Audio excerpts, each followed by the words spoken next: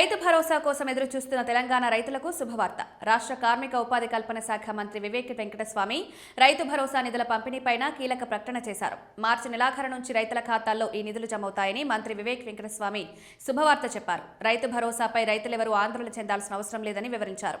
రైతులకు ఇవ్వాల్సిన 9,000 కోట్ల రూపాయల రైతు భరోసా నిధులను ప్రభుత్వం 2 విడతల్లో విడుదల చేస్తుంది. తొలి విడతగా మార్చి నెలాఖరులో 4,500 కోట్ల రూపాయలు, మిగిలిన మొత్తాన్ని ఏప్రిల్లో జమ చేయాలని నిర్ణయించింది. ఇదే విషయాన్ని మంచిర్యాల జిల్లా చెన్నూరు వ్యవసాయ మార్కెట్ కమిటీ నూతన పాలకవర్గ ప్రమాణ స్వీకార కార్యక్రమంలో పాల్గొన్న మంత్రి వెల్లడించారు. ప్రభుత్వం మొత్తం 9,000 కోట్లను 2 విడతల్లో విడుదల చేస్తుంది. తొలి విడతగా మార్చి నెలాఖరులో 4,500 కోట్లు, మిగిలిన మొత్తాన్ని ఏప్రిల్లో జమ చేయనున్నారు. రైతుల సంక్షేమం కోసం తమ ప్రభుత్వం కట్టుబడి ఉందని ఆయన స్పష్టం చేశారు. ప్రతిపక్ష పార్టీలు లేనిపోని గందరగోళాన్ని సృష్టిస్తున్నాయని వాటిని నమ్మొద్దన్నారు. ప్రజల ఆరోగ్యం కోసం సన్నబియ్యం పంపిణీ చేస్తున్నామని, సన్నబియ్యం పండించే 90% మంది రైతులకు బోనస్ కూడా అందిస్తున్నామని మంత్రి వివేక్ వెంకటస్వామి తెలిపారు. ధాన్యం కొనుగోలులో ఎటువంటి ఇబ్బందులు తలెత్తకుండా చూడాల్సిన బాధ్యత మార్కెట్ కమిటీలపైన ఉందని గుర్తు చేశారు.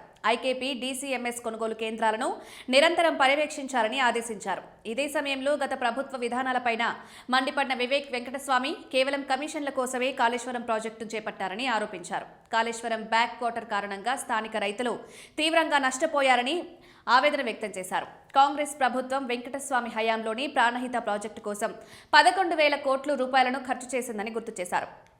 రైతుల ప్రయోజనాలే లక్ష్యంగా తెలంగాణ ప్రభుత్వం పనిచేస్తుందని మంత్రి స్పష్టం చేశారు.